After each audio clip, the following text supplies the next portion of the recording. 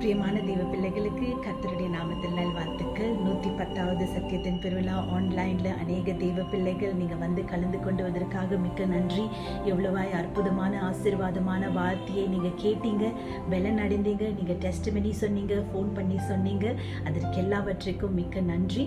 அநேக தெய்வ பிள்ளைகள் ஐயோ நான் ரெஜிஸ்ட்ரேஷன் பண்ண முடியலே, செய்தி கேட்க முடியவில்லை என்று ஏங்குகிற பிள்ளைகளுக்கும் இன்னும் அந்த வாய்ப்பு இருக்கிறது. கீழே வருகின்ற ஃபோன் நம்பருக்கு ஃபோன் செய்து ரெஜிஸ்ட்ரேஷன் பண்ணிக்கோங்க. இன்னும் 4 நாளான சத்தியமுள்ள வார்த்தையை கேட்குவதற்கு நமக்கு இருக்கு. சண்டே வரைக்கும் இந்த ஆன்லைன் சத்தியத்தின் பெருவிழா இருக்கிறது.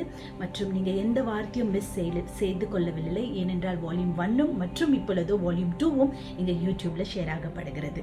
ஓகே, இந்த ஒரு பிரமித்து போற ஒரு நாட்களிலும் ஆசீர்வாதமான இருக்கிற நாட்களிலும் சத்தியத்தை எளிதாய் கெடுத்து கொண்டு இருக்கிற நாட்களிலும் நம்ம இருக்கிறோம் என்றால் இந்த நேரத்தையும் இந்த காலத்தையும் இந்த சூழ்நிலையும் நம்ம விட்டு விடாதபடிக்கு நம்மளோட பிரயாணம் நித்தியமாக இருக்கணும் என்ற எண்ணத்தோடு நம்ம எல்லோருமே இதில் ரெஜிஸ்ட்ரேஷன் செய்து இன்னும் மீதி இருக்கிற வார்த்தைகளை கேட்டு பலனடையலாம். நன்றி. Praise to God. அன்பு தெய்வ பிள்ளைகளுக்கு கர்த்தருடைய நாமத்தில் நல்வாழ்த்துக்கள். 110வது சத்தியத்தின் பெருவிழாவில் உங்கள் வீட்டிலேயே நீங்கள் அமர்ந்து நீங்கள் கேட்கும்படியாக ஒரு சத்தியத்தை நம்ம அறிகிறோம் அப்படின்னு சொன்னால் அதற்கு பின்னாடி இருக்கக்கூடிய எத்தனையோ குழப்பங்கள் அல்லாவிட்டால் தேவனை அறிகின்ற அறிவின் மேன்மைக்குள் நாம் செல்ல இது எவ்வளவோ நமக்கு உதவக்கூடியது. இந்த இரவு நேரத்திலையும் கூட நீங்கள் எல்லோருமே சேர்ந்து சத்தியத்தின் ஒரு கொண்டாட்டத்தில் நீங்கள் பங்கு பெற தூக்கத்தையோ சில வேலைகளையோ ஒதுக்கி வைத்து நான் தேவனை அறிகின்ற அறிவுக்குள்ள வளரணும் அப்படின்ற நல்ல எண்ணத்துடன் நீங்கள் கூடி வந்திருக்கிற இந்த கூடி வரப்பை இறைவன் நிச்சயமாக ஆசீர்வதித்து மென்மேலும் உங்களுக்கு பலனுள்ளதாக இறைவன் மாற்றுவார்.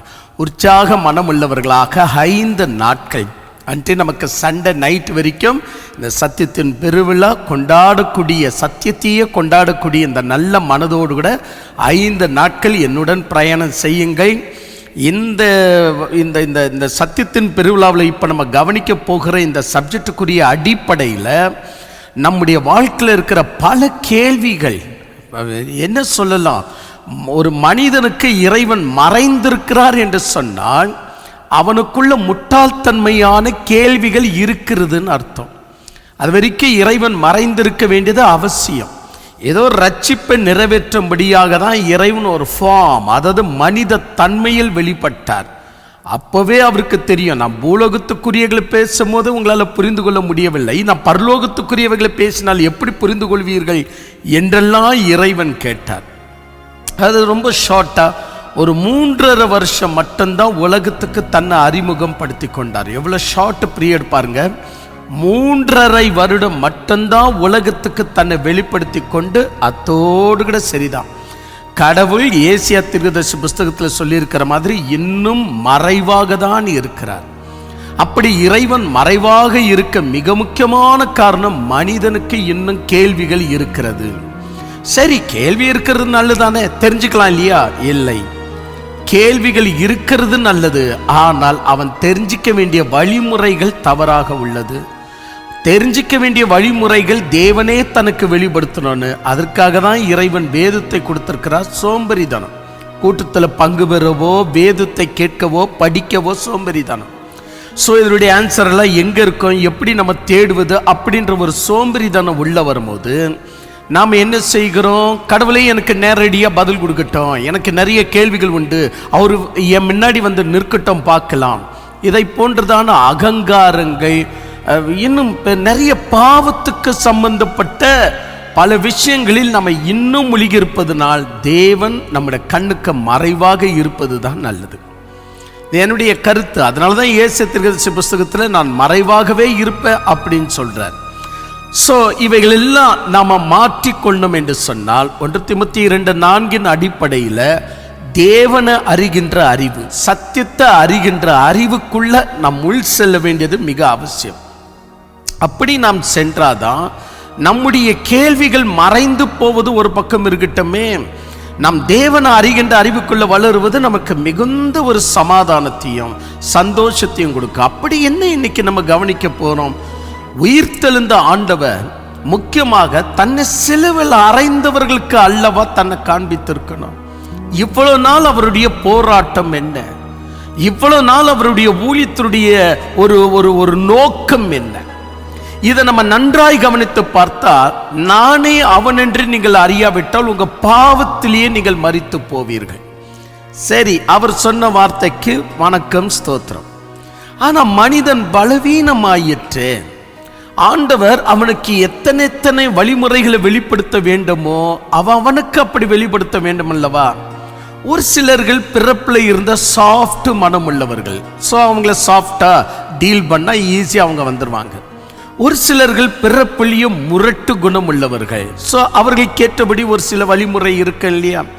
சிலர்களுக்கு எவ்வளவு சொன்னாலும் புரியாது, புரிகிற மாதிரி ஒரு கால அவகாசம், வார்த்தைகள் தேவை இல்லையா? சிலர்களுக்கு குத்தி மதிப்பாக சொல்லிவிட்டாலும் நிறைய விஷயத்தை புரிந்து கொள்வார்கள், அவர்கள் கேட்டபடி இறைவன் செயல்பட்டிருக்கலாம் இல்லையா? இந்த வகையில பார்த்தா இயேசு கிறிஸ்துவை சிலுவையில் அறைவதற்கு காரணம் என்ன? இவன் தன்னை தேவனுக்கு சமானமானவன், தன்னை தேவன் என்று சொல்லிக் கொள்ளுகிறான். இதுதான் ரொம்ப முக்கியமான 2 காரணத்துக்காக தான் இயேசுவை சிலுவையில் அறைஞ்சாங்க.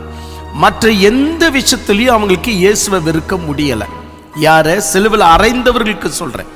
அவங்க எந்த விஷயத்திலையும் இயேசுவை வெறுக்கல. அவருடைய அற்புதம் அத்தனையும் அவர்கள் ஏற்றுக்கொண்டார்கள்.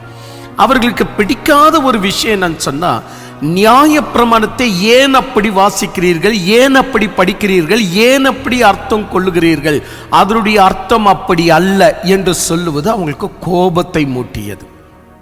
நல்லா கவனிச்சுக்கங்க, வேதத்தை நீங்கள் படிக்கிற முறை சரியில்லை, புரிஞ்சுக்கிற அர்த்தம் சரியில்லைன்னு கண்டிக்க ஆரம்பிச்சார். இது அவங்களுக்கு மிகுந்த எரிச்சலை உண்டாக்கினது. அடுத்தது என்னன்னு சொன்னா, அற்புதம், அவர் செய்கிற அற்புதத்தின் மேல அவங்களுக்கு எரிச்சல் அல்ல, அற்புதத்துக்கு பின்னாடி தன்னை தெய்வஸ்தானத்தில் இவன் உயர்த்தி கொள்ளுகிறானே. போக போக இப்படியே விட்டுட்டா நம்முடைய வேதத்துல ஒரே தேவன் என்று தானே சொல்லி இருக்கிறது. இப்ப 2 தேவர்களா மாற்றப்படுகிறார்களே. அப்போ முதல்ல இறைவன் சொன்னாரே, நானே கர்த்தர், என்னை அல்லாமல் வேறொரு இல்லை அப்படின்னு. இப்ப இவன் தன்னை தெய்வஸ்தானத்தில் உயர்த்துகிறான் என்றால் இப்ப என்ன பிரச்சனை? அப்ப நம்முடைய வேதத்தை நாமே கிழித்து போட வேண்டிய நிலை வருது. இன்னைக்கு யாவன்னு சொல்றவங்களுக்கு அதான் பெரிய தலைவலி. அவங்களுக்கு என்ன பெரிய பிரச்சனை அப்படின்னு சொன்னா, ஒரே தேவன் தானே, இவர் எங்க இருந்து முளைச்சாரு? அன்னைக்கு யூதருங்க, அதாவது யூதருங்க, இஸ்லாமியருங்க, யாவை, இவங்க 3 பேரும் ஒரே கேங்கு தான். அதாவது என்னன்னு சொல்லலாம், தேவனை எதிர்க்கிற கூட்டாளிகள், அவ்வளவுதான் சொல்லலாம் டைரக்டா. சரி, இது ஒரு பக்கம் இருக்கட்டும். அப்படி இருக்க இவங்களுடைய கோபம் எதுல இருந்தது பாருங்க, தன்னை தேவனுக்கு சமமாக உயர்த்தி கொள்ளுகிறான். இது தன்னை தேவன் என்று சொல்லிக்கொள்ள துணிந்து நிற்கிறான். இந்த 2 காரியங்கள் தான் அவர்களுக்கு ரொம்ப மிகப்பெரிய ஒரு எரிச்சலாக இருந்தது. ஒரு பக்கம், மறுபடியும் சொல்ற, சலித்துக் கொள்ளாதீர்கள், ஒரு பக்கம் வேதத்தை நீங்கள் அர்த்தம் கொள்ளுவது சரியில்லை என்று எத்தனை விஷயம், ஒரு ஒரு வெபிச்சார விஷயம், கொலைபாதக விஷயம், நியாயப்பிரமாணத்தில் சொல்லப்பட்ட விருத்த சேதனத்துடைய விஷயம், ஓய்வு நாட்களுடைய விஷயம், பல விஷயங்கள் நீங்கள் அர்த்தம் கொள்வது சரியில்லை, நீங்க அர்த்தம் கொள்வது சரியில்லை, இப்படிதான் இறைவன் கடிந்து கொண்டார். இப்ப கூட பாருங்க, நிறைய பேருக்கு ஒரு கோபம் எங்க வருதுன்னா, பிரதர் நீங்க பைபிள் படிக்கிறது சரியில்லை, நீங்க பைபிள்ல அர்த்தம் கொண்டது சரியில்லை, இது ஆவிக்குரிய அர்த்தம் அல்ல, இது சத்தியத்துக்குரிய அர்த்தம் இல்லைன்னு சொல்லி பாருங்களேன், மூக்குக்கு மேல கோபம் வரும். நீ என்ன படிச்ச? நான் எந்த காலேஜில் படித்தேன்னு தெரியுமா? நான் இப்போ MTH நான் முடிச்சிருக்கேன்னு தெரியுமா? PhD நான் முடிச்சிருக்கேன்னு தெரியுமா? நீ வந்து எனக்கு அர்த்தம் சொல்றியா? உடனே அவங்களுக்கு கோபம் வர ஆரம்பிக்கும். ஆனால் உண்மை விஷயம், PhD முடிச்சாலும் பைபிளுடைய அர்த்தம் கொள்வது அவ்வளவு சுலபம் அல்ல. எழுத்துகளுடைய அர்த்தத்தை புரிந்து கொள்ளாமை ஒழிய இறைவனுடைய எண்ணத்தை புரிந்து கொள்ள அது கடினமாகும். சரி, இதுதான் நம்முடைய வாழ்க்கையில் இருக்கிற மிகப்பெரிய பிரச்சனை. சரி, இது ஒரு பக்கம் இருக்கட்டும். இனி இன்னொரு விஷயத்தை நம்ம எடுத்துக்கிட்டா, இயேசு கிறிஸ்து உயிர் தெழுந்தார் இல்லையா? அப்ப இவருடைய ஊழியத்தின் நோக்கம் என்ன? தன்னை உண்மையாகவே தெய்வத்தின் அவதாரம் என்று சொல்லிக்கொள்ள. இப்போ பாருங்க, நிறைய பேருடைய குழப்பம் என்ன தெரியுமா? இந்த யாவைக்காரங்களுக்கு, அப்புறமேட்டு இஸ்லாம்காரங்களுக்கு, யூதர்களுக்கு, தேவன் மேல விசுவாசம் இல்லாதவர்களுக்கு, இவங்க 4 பேரும் ஒரே கேங் தான். இவங்க 4 பேருக்கு பிரச்சனை என்ன தெரியுமா? இயேசு கிறிஸ்து ஏன் டைரக்டாக தன்னை தேவன் என்று சொல்லிக் கொள்ளவில்லை? இயேசு கிறிஸ்து தன்னை ஏன் தேவன் என்று சொல்லிக் கொள்ளவில்லை? நிறைய பிரச்சனைகள் இது வரந்தான். வேதத்தை முறையா வாசிக்க தெரிலனா இந்த பிரச்சனை சாவர வரைக்கும் நம்மை ஆண்டு கொள்ளும். ஏன் தன்னை தேவன் என்று சொல்லிக் கொள்ளல? தேவன் எப்படி மனிதனுடைய ரூபத்தில் வரக்கூடும்? என்னமோ இந்த உலகத்தை இவ்வளவு அமீபா முதற்கொண்டு டைனோசர் வரைக்கும் உருவாக்கின கடவுளுக்கு தன்னை எந்த ஃபார்ம்லையும் உருவாக்கி கொள்ள முடியும் அப்படின்ற எண்ணம் இவங்களுக்கு இல்லை பாருங்க. அதனால இவங்க என்ன சொல்றாங்கன்னா, ஒரே கடவுள், அவர் எப்படி கீழே இறங்கி வர முடியும்? அவர் வர முடியாது. இப்போ உலகத்தை சுற்றித்தது யாரு? அவர் எங்கேயோ ஒரு முனையில உட்கார்ந்து கொண்டு உலகத்தை சுற்றிக்கிறார் என்று சொன்ன இது சாத்தியமா? நீங்களே நல்லா யோசித்து பாருங்க. ஒர்க் ஃப்ரம் ஹோம்னு சொல்லிட்டு காலங்காலத்துக்கு இதையே நம்ம கடைபிடிக்க முடியுமா? ஒர்க் ஃப்ரம் ஹோம்னு சொன்னா எவ்வளவு பேருக்கு ஒர்க் ஃப்ரம் ஹோம்னு கொடுக்க முடியும்? ஒரு சில பேர்களுக்கு ஒர்க் ஃப்ரம் ஹோம்னு கொடுக்கலாம். யாரு? இந்த சாஃப்ட்வேர் கம்ப்யூட்டரை வச்சுன்னு இருக்கிறவனுக்கு சில ப்ராடக்டை வீட்டில் கொடுத்து அனுப்பினால் அவங்க அதை பெல்ட் எல்லாம் போட்டு சரியா ஃபிட் பண்ணி கொடுப்பாங்க என்று சொல்லுகிறவர்களுக்கு ஒர்க் ஃப்ரம் ஹோம்னு சொல்லலாம். இப்போ ஒரு உதாரணமாக ஹோட்டலில் வேலை செய்யறான், ஒர்க் ஃப்ரம் ஹோம்னு சொல்லாமா? நீ வீட்டிலேயே இருந்து வேலை செய்யணும். ஒரு உதாரணமாக செக்யூரிட்டி வேலை செய்யறான், ஒர்க் ஃப்ரம் ஹோம்னு சொல்லாமா? ஒரு உதாரணமாக பிரஸ்ல வேலை செய்யறான், ஒர்க் ஃப்ரம் ஹோம்னு சொல்லாமா? ஒரு உதாரணமாக பஸ் டிரைவரா இருக்கிறான், ஒர்க் ஃப்ரம் ஹோம்னு சொல்லாமா? ஒரு உதாரணமாக அவன் இன்கம் டாக்ஸ்ல வேலை செய்யறான், ஒர்க் ஃப்ரம் ஹோம்னு சொல்லாமா? ஒரு உதாரணமாக டோல்கேட்ல வேலை செய்யறான், ஒர்க் ஃப்ரம் ஹோம்னு சொல்லாமா? மிலிட்டரியில வேலை செய்யறான், ஒர்க் ஃப்ரம் ஹோம்னு சொல்லாமா? இவ்வளவு முட்டாள்தன்மையாக இல்லை. அந்த மாதிரி தான் கடவுள் என்பவர் எப்படி வர முடியும், எப்படி வர முடியும், எப்படி வர முடியும் அப்படின்னு சொல்றாங்களே. கடவுள், அவர் கடவுள். அவர் எந்த ஒரு ஃபார்மையும் அவரால் எடுக்க முடியும். அமீபா லெவலுக்கு அவர் சென்றாதான் அமீபாவுடைய ஃபீல் அவருக்கு புரியும். அதை உருவாக்கியவர் சும்மா உருவாக்கல, எங்கேயோ ஒரு இடத்துல இருந்து பூமியை உருவாக்கல, அவரே கை போட்டு செய்கிறார். ஒர்க் ஃப்ரம் ஹோம் ஆகாது. கடவுள் எங்கேயோ உட்கார்ந்து வானம் உண்டாக கடுவது, எல்லாதவருடைய ஜாதியின் பிரகாரம் எல்லா ஜீவராசிகளும் உண்டாக கடுவது அப்படின்னு சொன்னா இது ஒர்க் ஃப்ரம் ஹோம். இந்த ஒர்க் ஃப்ரம் ஹோம் எல்லாம் செட் ஆகாது. அவர் தாமே இறங்கி சிருஷ்டியின் விஷயத்தில் கை போட்டு வேலை செய்ய வேண்டும். ஒரு மீனை உருவாக்கணும் என்று சொன்னால் அவருடைய கை அதில் செல்ல வேண்டும். ஒரு மனிதனை உருவாக்க வேண்டும் என்று சொன்னால் அவருடைய கை அதற்குள்ள செல்ல வேண்டும். இது அவரே கை போட்டு செய்யவில்லை என்றால் இவ்வளவு ஞானமாக செயல்பட அவருடைய அற்புதமே செயல்படுதுன்னா அப்ப இவரை விட அற்புதம் தான் உயர்ந்ததுன்னு ஆயிடும். என்னைக்குமே கடவுள் கை போட்டு வேலை செய்ய வேண்டியதா அற்புதம் என்று நாம் கொண்டாடக்கூடாது. அது அவருடைய கருத்தின் கிரியை. வானம் அவரது கருத்தின் கிரியை, பூமி அவருடைய கருத்தின் கிரியை என்று பைபிள் சொல்லும் போது நாம் அதை சுற்றி அற்புதம் என்று சொல்லக்கூடாது. அது அவருடைய கருத்தின் கிரியை.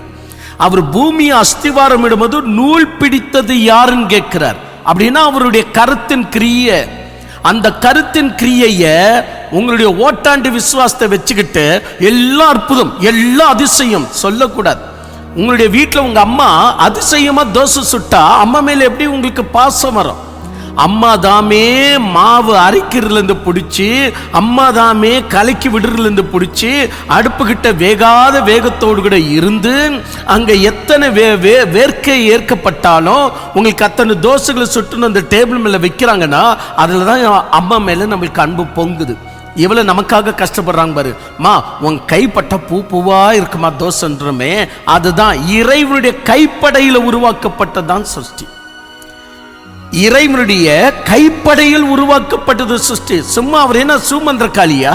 வானம் உண்டாக கடுவது அதை படிக்கும் போது அப்படிதான் வரும். ஆனா இறைவனுடைய கைப்படை என்பது பிற வசனத்துல தான் அதை நாம் பார்க்க முடியும். பல வசனங்கள் அவர் சொல்றாரு, இதெல்லாம் என் கருத்தின் கிரியை அப்படின்றார், நான் கை போட்டு செய்தது அப்படின்றார். அப்போ ஒரு மீனை, ஒரு அமீபாவை, ஒரு டைனோசரஸோ, ஒரு மனுஷனை ஆண்டவர் கைப்படியாய் தான் செய்தார். இப்பேரிப்பட்ட இறைவனுக்கு மனிதனுடைய ஃபார்ம்ல வருவது கஷ்டமா? சரி விடுங்க, அவங்களுக்கு மூளை இல்லை, நமக்கு அவங்கள பத்தி வேண்டாம். ஆனா நீங்கள் உங்களுடைய விசுவாசத்தை சரியா கொண்டு வரணும். சோ எனவே வந்தது யாருன்னா தெய்வம் தான். அப்போ நான் என்ன கேட்கிறேன்னா, இந்த தெய்வத்தை விசுவாசிக்க யூதர்களுக்கு இடரல், இஸ்லாமியர்களுக்கு இடரல், அல்லாவிட்டால் மற்றவர்களுக்கு இடரல். யாவை என்கிறவர்களும் இஸ்லாமுக்கு தான் சேர்ந்தவர்கள், அவர்கள் கிறிஸ்தவர்களே அல்ல, அவங்களுக்கு இடரல் வைத்துக் கொள்வான். சரி, இப்போ பிரச்சனை என்ன அப்படின்னு சொன்னா, நீ தெய்வம் தானே, அப்ப நீ தெய்வமா இருக்க உன்னுடைய நோக்கம் என்ன? அவர்கள் உன்னை நம்ப வேண்டும், அவர்கள் உன்னை விசுவாசத்தை ஏற்றுக்கொள்ள கொள்ள வேண்டும். அப்போ நீ இந்த 3.5 வருஷத்துல எவ்வளெல்லாம் நீ ட்ரை பண்ண, உன்னால முடிந்ததை நீ ட்ரை பண்ண. என்ன விசுவாசிங்கள், அற்புதங்களை செய்த, போதனைகளை நீ அவங்களுக்கு சரியா புரியும்படி செய்த, அவங்களோட வாயை அடைக்கும்படி செய்த, அவங்களோட கேள்விகளுக்கு பதில் கொடுத்த, உன்னுடைய சாட்சியின் ஜீவத்தை ஒழுங்கா வச்சுக்கிட்ட, உன்னுடைய நன்மை, உன்னுடைய நல்தன்மை, அதாவது பாவம் இல்லாத ஒரு வாழ்க்கை, இது ரொம்ப முக்கியமான ஒரு விஷயம். ஏன்னு சொன்னா எனக்கு நிறைய பேர் வந்துட்டு நீ எப்படியாவது இருப்பா, நீ எந்த போதனையாவது போதி, ஆனா நான் பார்க்கும்போது நீ ஒழுங்கா இருக்கணும், அவ்வளவுதான் எனக்கு விஷயம். இந்த மாதிரி ஒரு சம்சாரிங்க வாழ்ற ஒரு உலகம். அவங்களுக்கு என்ன அப்படின்னா, பிசாசே போதித்தாலும் நீ ஒழுங்கா இருக்கணும், அவ்வளவுதான் அவங்களுக்கு தேவை. நீ ஒழுங்கா இரு, நீ ஒழுங்கா இருந்தனியா, நீ பிசாசா இருந்தாலும் நான் ஏத்துக்க ரெடியா இருக்கிற. அப்ப இவங்களுக்கு சத்தியம் தேவையில்லை, ஒழுங்குதான் தேவை. இப்போ இந்த ஒழுங்கு கூட எந்த அடிப்படையில் இருக்கும் என்பது கூட இவங்களுக்கு புரியாது. இவங்களுக்கா மனசுல ஒரு சில ஒழுங்குகளை வச்சு நிற்பாங்க. அந்த ஒழுங்கு தான் இருக்கணும், அப்போதுதான் அது சபை. அந்த ஒழுங்கு தான் இருக்கணும், அப்போதுதான் உலகம். இப்படி அவங்க பழகிட்டாங்க. அப்படி பழகினவர்களுக்கு இப்போ கிறிஸ்து எப்படியாக தன்னுடைய ஆக்டிவிட்டிஸை காட்டணும், எப்படியாக தன்னுடைய முறைமைகளை காட்டணும். அப்போ ஆண்டவர் என்ன பண்றாரு? இப்போ ஆண்டவருடைய கான்செப்ட் என்னன்னா, மனிதனுக்கு ரட்சிப்பு உண்டாக்கணும். மனிதனுக்கு ரட்சிப்பு உண்டாக்கணும்னா மனிதனாக தெய்வம் தான் அந்த ரட்சிப்பை உண்டாக்க முடியும். இப்போ ஒரு உதாரணமாக, நமக்கு டாக்டர் தான் வந்துட்டு ட்ரீட்மெண்ட்டை கொடுக்க முடியும். அப்போ நம்முடைய வண்டியை டிரைவர் தான் ஓட்ட முடியும். நல்லா புரிஞ்சுக்கங்க, நம்முடைய ஆரோக்கியத்துக்கு டாக்டர் தான் வந்து வேலை செய்யணும். நம்முடைய வண்டியை டிரைவர் தான் ஓட்டணும். நம்முடைய கிச்சன்ல நம்முடைய சமையல்கார் தான் வந்து சமையல் செய்யணும். சம்பந்தம் இல்லாதவர் சமையல் செய்ய முடியுமா? எவனோ ஒருவன் வேற என்ன சொல்லலாம், எதுலயோ ஒரு துறையில இருக்கிறான். ஒரு உதாரணமாக செடி நாட்டுகிறவன், அவன் கையில போயிட்டு நீங்க எலக்ட்ரிஷியன் வேலை செய்யுன்னு சொன்னா அவனும் சாவான், நாமும் சேர்த்து சர்க்யூட் ஆகி நாமும் சாகணும். அப்படி என்றால் ரட்சிப்பின் வேலையை தேவன் தேவதூதர்கள் கையில கொடுக்க கூடாது, விசேஷமான மனிதர்கள் கையில கொடுக்க கூடாது. தேவன் தன்னுடைய ரட்சிப்பின் வேலையை தீர்க்கதரிசியுடைய கையில கொடுக்க கூடாது. தேவன் தன்னுடைய ரட்சிப்பு வேலை தேவனே செய்ய வேண்டும். அப்ப கீழே இறங்கியது தெய்வம், கீழே இறங்கியது தெய்வம். ஏன்னா தெய்வத்தின் ரட்சிப்பு, அது மனிதனுக்கு தெய்வம் செய்கிற ரட்சிப்பு. அந்த ரட்சிப்பை தெய்வம் அல்லாம வேற எவனாலையும் செய்ய முடியாது. தேவ தூதர்களால் செய்ய முடியாது, தீர்க்கதரிசிகளால் செய்ய முடியாது, எந்த சிறந்த சுஷ்டிப்பன் செய்ய முடியாது. அப்படி செய்வோம் என்றால் தெய்வம் தனக்கே துரோகம் பண்ணிக்குது, தெய்வம் தனக்கே துரோகம் பண்ணிக்குது. அப்ப தெய்வம் தனக்கே மிஸ்டேக் பண்ணிக்க கூடாது. அப்படின்னா தெய்வத்தால் செய்ய வேண்டியது தெய்வம் செய்யணும். இப்போ ஒரு உதாரணமாக, சிருஷ்டி வந்து தெய்வம் தான் செய்யணும். அதை ஒரு தேவதூதன் கையில் கொடுத்த நீ போய் பூமியை சுற்றிப்பா சொல்லக்கூடாது. ஏன்னு சொன்னா அப்போ அவன் பூமியை சுற்றித்தா அவன் சுற்றிக்கர்த்தரா மாறிடுறான். இது எப்படி தெரியுமா? டே எனக்கு குழந்தை பெத்துக்க முடியல, நீ பெத்து கொடு அப்படின்னு சொன்னா அவன் என்னதான் குழந்தைய பெத்தாலும் அது அவனுடைய பிள்ளையாக தான் மாறும். புரிந்து கொள்ளுங்க, இயேசு கிறிஸ்து தெய்வம். அதற்கு எவ்வளவோ வசனம் கொடுத்திருக்கிறேன், எத்தனையோ விஷயம் நான் உங்க மத்தியில் பேசிக்கொண்டு தான் இருக்கிறேன். சரி, அது ஒரு பக்கம் இருக்கட்டும். என் அன்பு தெய்வ பிள்ளைகளை நன்றாக கவனித்து பாருங்கள். இப்பொழுது என்ன நடக்குது அப்படின்னு சொன்னா, இவர் ரட்சிப்பு வழங்கும்படி வந்தார். ஓகே, ஒரு பக்கம் இவர் ரட்சிப்பு வழங்கும்படி வந்தார் என்று சொன்னா, வந்தவர் தெய்வம் என்பது இப்ப நம்ம நிரூபிக்க வேண்டிய அவசியம் இல்லை. இப்ப நம்மளுடைய சப்ஜெக்டுடைய தலைப்பு என்னன்னு சொன்னா, உயிர்த்தெழுந்த ஆண்டவர் தன்னை சிலுவையில் அறைந்தவர்களுக்கு ஏன் காட்சி கொடுக்கல? அப்படி காட்சி கொடுத்திருந்தா இவ்வளவு பெரிய ப்ராப்ளம் நம்ம சந்திச்சிருக்கோமா? இவ்வளவு மதங்கள் வெளியே வந்திருக்கோமா? முதலாவது நீ யாரை விரும்பினியோ, உலகத்திலேயே ரட்சிப்பின் காரியத்தை மக்களுக்கு ரெப்ரசன்டேட்டிவாக செயல்பட இஸ்ரேல் மக்களை தானே நீ தெரிந்து கொண்ட. அவர்களும் இன்னைக்கு கிறிஸ்துக்குள்ள இருந்திருப்பாங்களே. ஆனா ஏன் தெய்வம் இந்த வேலையை செய்யல? உயிர்த்தெழுந்த உடனே பிலாத்துக்கு தன்னை காண்பித்திருக்கலாம், ஏன் காண்பித்துக் கொள்ளல? ஏரோதுக்கு தன்னை காண்பித்திருக்கலாம், ஏன் காண்பித்துக் கொள்ளல? இஸ்ரேலர்களுக்கு காண்பித்துக் கொண்டிருக்கலாம், ஏன் காண்பித்துக் கொள்ளவில்லை? என்ன மிஸ்டேக் நடந்துச்சு? இதான் நான் சொல்ல வரேன். அப்படி என்றால் இதனுடைய தலைப்பு ரொம்ப சிம்பிளா இருக்கு. ஆனா ஆன்சரை காணும் போது எல்லோருடைய மிஸ்டேக் அதுல போய் சேருது. எங்க உலகத்துடைய கடைசி பிள்ளை இதுதான் பிறந்துச்சுப்பா அப்படின்றமே, அந்த பிள்ளை வரைக்கும் இந்த மிஸ்டேக் போய் சேரும். ஐயோ என்ன பிரதர், ஐயோ நான் இங்க மெதுவா கேட்டுவாங்க, அப்போ உங்களுக்கு புரியும். அந்த எல்லை வரைக்கும் இந்த மிஸ்டேக் போய் சேரும். அப்போ நம்ம செய்கிற மிஸ்டேக்கு எப்போ நமக்கு புரிய வரும் அப்படின்னு சொன்னா, அருமையாக சத்தியத்தை உள்வாங்கிக் கொள்ளும் போது மட்டும்தான். நம்ம சத்தியத்தை உள்வாங்கிக் கொள்ளவில்லை என்று சொன்னால் மற்ற எந்த விஷயத்திலையும் நம்ம உண்மையாகவே தேவன் விரும்பக்கூடிய அந்த பக்தியோ இல்லை அந்த சத்தியத்தின் அறிவியோ இல்லை விசுவாசத்தையோ பிரியமான வாழ்க்கையோ நாம் தொட்டிடவே முடியாது. சும்மா நம்ம மனசுல ஏதோ ஒரு ஒழுங்குத்தன்மையை வச்சுன்னு இருக்கிறோம். அந்த ஒழுங்குத்தன்மையெல்லாம் பாஸ் ஆகாது. கடவுளுக்குள்ள எத்தனையோ ஒழுங்குத்தன்மைகள் இருக்கு அப்படின்னு நீங்க நினைச்சிட்டு இருக்கிறீங்க. உங்க ஒழுங்குத்தன்மை கடவுளுக்கு செட் ஆகாது. கடவுளுக்கு செட் ஆகிற ஒழுங்குத்தன்மை உங்களுக்கு செட் ஆகாது. நீங்க சின்ன வயசுல இருந்து அப்படி பழகிருப்பீங்க. நம்முடைய பாஸ்டர் என்று சொன்னால் இந்த மாதிரி ஒரு நீளமான அங்கி போட்டிருக்கணும், இந்த மாதிரி ஒரு காவி உடையாக இருக்க வேண்டும், இப்படியாக அப்படியாக ஒரு பாவனையை உள்ள வச்சிருப்பீங்க. என்ன டிஷர்ட் போட்டுங்கிறாரு, சேப்பா நம்மளுக்கு பிடிக்கலப்பா. இப்போ ஒரு சில ஒழுங்குத்தன்மை உள்ள வச்சிருக்கும் போது நமக்கு ஆன்சர் நமக்கு என்ன ஆகுதுன்னா, எவ்வளவுதான் பேசினாலும் ஆன்சர் வந்து ஒட்டாது. ஆனா அதே பிசாசு நீங்க விரும்புற மாதிரியே ஒழுங்குல இருப்பானா? உங்களுக்கு ஒரு விஷயம் தெரியுமா? பிசாசு எல்லாமே வந்துட்டு பிசாசு அல்ல. சில விஷயம் வந்துட்டு அசுத்தாவிகள் வேற, அசுத்தாவிகள் வேற, பிசாசு வேற. நான் மீண்டும் சொல்லுகிறேன், அசுத்த ஆவிகள் வேற, பிசாசு வேற. ஆனா உங்களுக்கு படிக்கும் போது என்ன தோணுன்னா, எல்லாம் ஒண்ணுதான்பா, அதை இப்படி திருப்பி சொல்லலாம், அதை அப்படி திருப்பி சொல்லணும். பூதங்கள் என்று வேதம் சொல்லுகிறது. பூதம் வேற, அசுத்தாவி வேற, பிசாசு வேற, சாத்தான் வேற.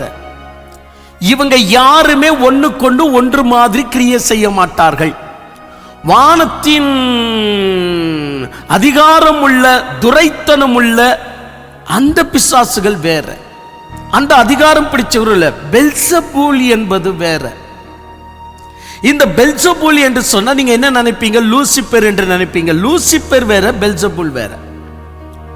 என்ன பிரதர் சொல்றீங்க அப்படின்னு சொன்னா, அதான் நான் சொன்னேன், ஒரு சத்தியத்தின் பெருவிழா ஒரு தலைப்புல இருக்கும். ஆனா முடிஞ்சு எந்திரிக்கும் போதுதான் தெரியும், இத்தனை ஆன்சரை நான் பெற்றேனா, என் வாழ்க்கையில் இத்தனை குழப்பங்களுக்கு இவ்வளவு ஆன்சரா எனக்கு அப்படி நீங்க புரிஞ்சுக்குவீங்க. இது வழக்கம் போல ஜாட்ல நடக்கிற விஷயம் தான். சரி, என் அன்பு தெய்வ பிள்ளைகளை, இப்போ நம்முடைய மெதுவாக அந்த அந்த அந்த இடத்துக்கு நம்ம வந்து பார்க்கலாம். பிசாசு, சாத்தானு, பெல்சபூலு, லூசிஃபரு, பூதங்கள், நீ இவ்வளவுலாம் பெயர் இருக்கு. பட் நமக்கு தியானிக்க வேண்டியது இது அல்ல. அதுல நான் ஒரு விஷயம் சொல்ல வரேன்.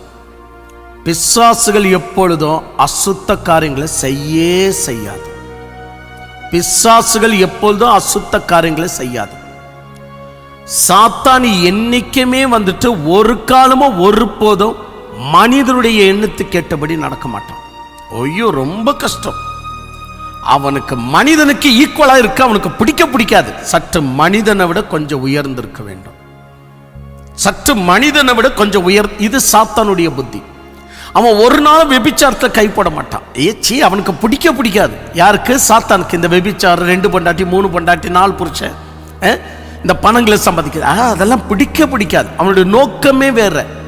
ஆனா இந்த அசுத்தாவின்னு சொல்றோம் பாருங்க, ஐயோ, இது பூந்து விளையாடும். இதுங்களுக்கு என்ன அப்படின்னு சொன்னா, மனிதனை விட கொஞ்சம் உயர்ந்திருக்கணும்.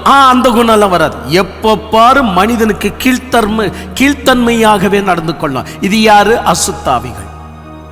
அப்போ சாத்தானு ஒளியின் வேஷத்தை தரித்துக் கொள்வான். ஒளியின் வேஷம் என்ன தெரியுமா?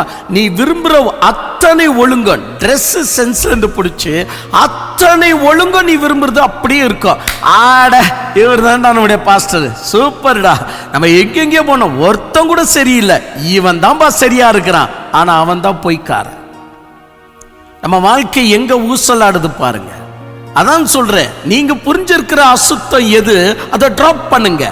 கடவுள் புரிஞ்சிருக்கிற அசுத்தம் எது, அதை ஏற்றுக்கொள்ளுங்க. நீங்க புரிஞ்சிருக்கிற பரிசுத்தம் எது, அதை டிராப் பண்ணுங்க. கடவுள் புரிஞ்சிருக்கிற பரிசுத்தம் எது, அதை ஏற்றுக்கொள்ளுங்க. அப்படி இல்லை என்றால் நீங்கள் அவருடையவர் அல்ல, அவர் உங்களுடையவர் அல்ல என்று நியாய தீர்ப்பு நாட்கள்ல வெளியே வரும். அது வரைக்கும் தெரியாது. சோ நீங்க கெடுது மட்டுமல்ல, உங்க கூட இருக்கிறவங்களையும் சேர்த்து நீங்க கெடுக்கிறீங்க.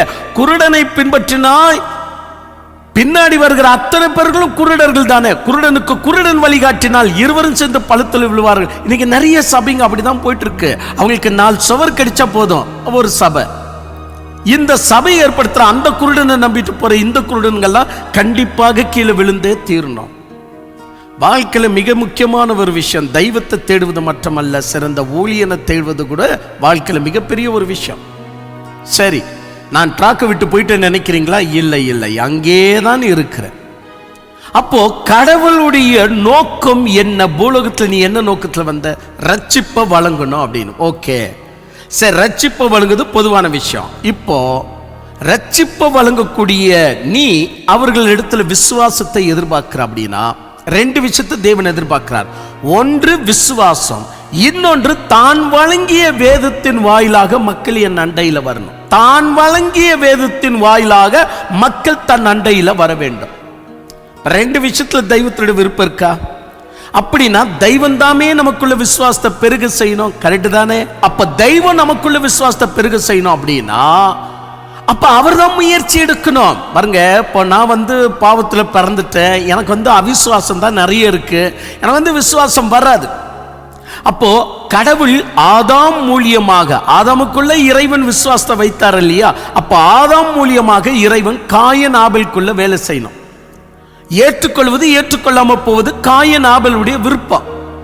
ஆனா இறைவன் ஆதாம் மூலியமாக விசுவாசத்தை வெளிப்படுத்துறார். அதுல ஆபேல் இந்த பக்கம் வராப்புல, காயன் அந்த பக்கம் போறாப்புல, அவ்வளவுதான் விஷயம். அப்படின்னா தெய்வம் செயல்பட்டுட்டே இருக்கணும்.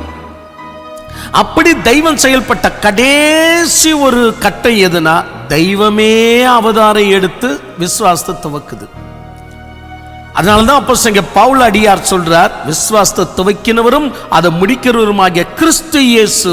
அப்படின்னா எவ்வளவு பெரிய தெய்வஸ்தானத்துக்கு இழுத்துட்டு போறார் பாருங்க. ஏன்னா விசுவாசத்தை துவக்க வேண்டியது தேவதூதர்கள் அல்ல. என்னங்க இது? தேவதூதர் போய் தெய்வத்தின் மேலே எப்படி விசுவாசத்தை துவக்க முடியும்? தெய்வம் தான் நமக்குள்ள விசுவாசத்தை துவக்க முடியும். நான் என்கிட்ட இருக்கிற கேமராவை எடுத்துட்டு கேமரா பிடிச்சிட்டு இதான் ஸ்கேனிங் சொல்லிட்டு டாக்டர்கிட்ட அனுப்ப முடியுமா? டாக்டருக்குன்னு ஒரு ஸ்கேனிங் இல்ல. அந்த ஸ்கேனிங் என்ன உன்னுடைய கேமரா என்று நீ ஒப்பிட முடியுமா? அப்ப தேவ தூதர்கள் என்னதான் விசுவாசத்தை நமக்குள்ள ஏற்படுத்தினாலும் ஏற்கனவே இருக்கிற விசுவாசத்துக்கு வேணும்னா உற்சாகத்தை ஊட்டுவார்களை ஒழிய விசுவாசத்தை துவக்கிட முடியாது. ஏன்னா தெய்வத்தின் விசுவாசத்தை தெய்வம் தான் துவக்கணும். தேவ தூதர்கள் மேலே இருக்கிற விசுவாசத்தை தேவ தூதர்கள் துவக்கணும். அம்மா அப்பாவுக்கு வேண்டிய விசுவாசத்தை அம்மா அப்பா தான் பிள்ளைங்களுக்குள்ள துவக்கணும். அப்ப ஏங்குள்ள அம்மா அப்பாவுடைய விசுவாசம் அம்மா அப்பாவால் துவக்கப்பட்டது. சிலர்கள் தேவ தூதர்களை பூஜிக்கிறார்கள், அப்படின்னா தேவ தூதர்கள் அந்த விசுவாசத்தை துவக்கியிருக்கிறார்கள். அப்ப சிலர்கள் தெய்வத்தை உண்மையா பின்பற்றுகிறார்கள், அப்படி என்றால் தெய்வம் விசுவாசத்தை துவக்கியிருக்கிறது. அப்போ இயேசு கிறிஸ்து தெய்வம்னு ஒருத்த விசுவாசிக்கிறானா அவனுக்குள்ள தெய்வம் துவக்கினால் தான் முடியும். இல்லைன்னா அவன் நாய் கக்கினதை தின்ன ரிட்டர்ன் போயிடுவான். அவன் ஆக்சுவலி அவனுடைய இருப்பிடம் எதுனா கிறிஸ்து அவனை தெரிந்து கொள்ளவில்லை. அப்ப அவன் எங்க போகணுமோ அங்கதான் போயிடுவான். இதுதான் நம்ம மிக ஜாகிரதையாக இருக்க வேண்டும். அப்போ கிறிஸ்து விசுவாசத்தை துவக்கிறவர். ஓகேயா? அப்ப கிறிஸ்து விசுவாசத்தை துவக்கிறவர் என்று சொன்னால் இவர் என்ன செஞ்சிருக்கணும்? எவ்வளவு விஷயத்துல ட்ரை பண்ணார் இல்லையா? சாட்சியின் விஷயத்துல ட்ரை பண்ணாரு, வேத பிரமாணத்தை போதிக்கிற விஷயத்துல ட்ரை பண்ணாரு, அற்புதம் அடியாள விஷயத்துல ட்ரை பண்ணாரு, நல் ஒழுக்கத்தின் மூலியமா ட்ரை பண்ணாரு.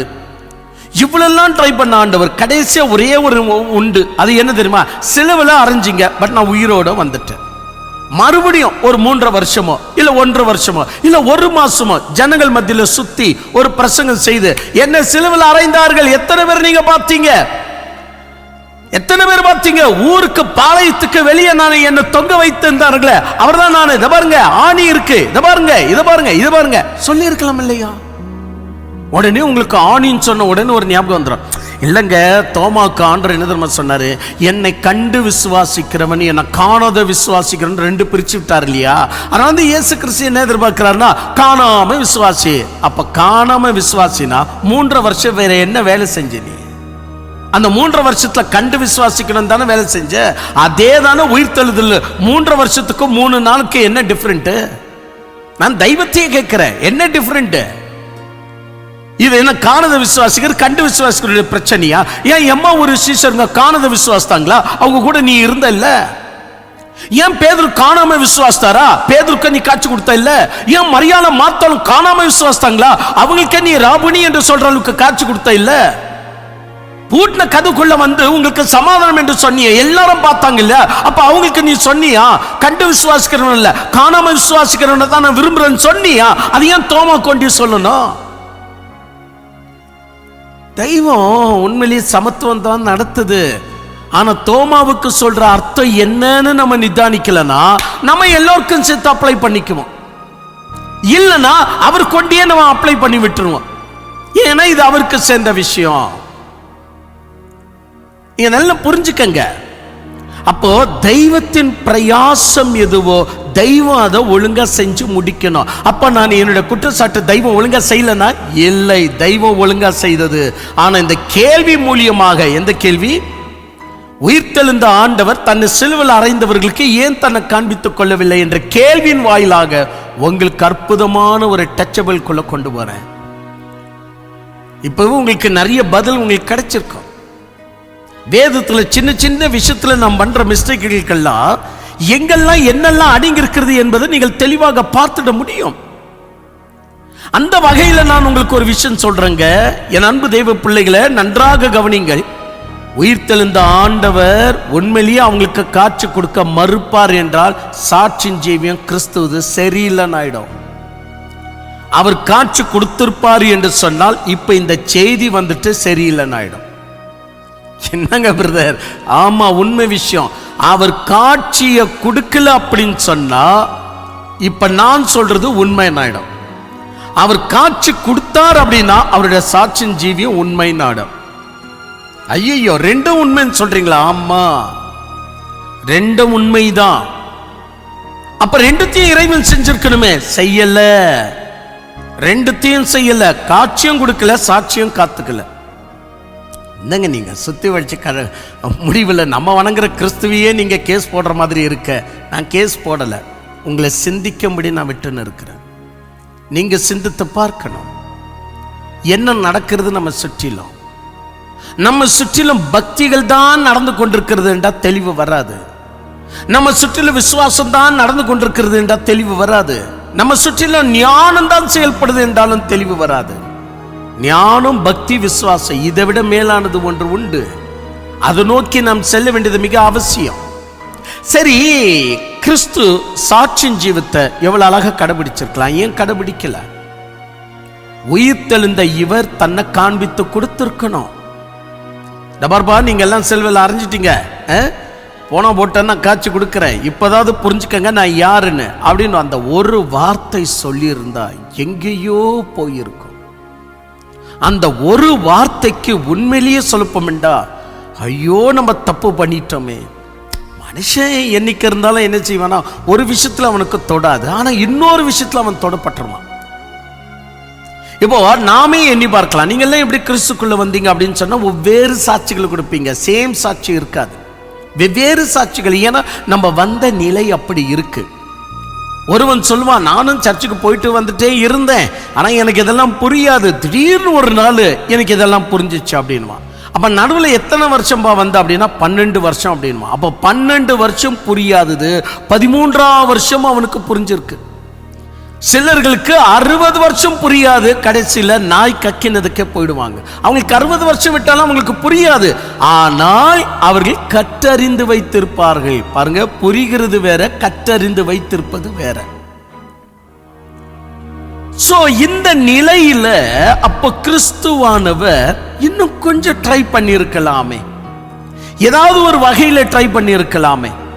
இப்போ நான் 2 விஷயம் சொல்றேங்க, 2 விஷயம் சேம் ஆகாது. ஒன்று, தன்னை சிலுவையில் அறைந்தவர்களுக்கு தேவன் தன்னை ஏன் காண்பித்துக் கொள்ளவில்லை, அந்த கேள்விக்கு மிகவும் கஷ்டமான ஒரு ஆன்சர். ஒன்று, ஏவாளும் ஆதாமும் பாவம் செய்கிறார்கள் என்று தெரிந்தும் இறைவன் எங்கே இருந்தார், ஏன் தடுக்கவில்லை? நீங்கெல்லாம் ஒரு சிம்பிளான ஆன்சர் வச்சிருப்பீங்க. என்ன தெரியுமா?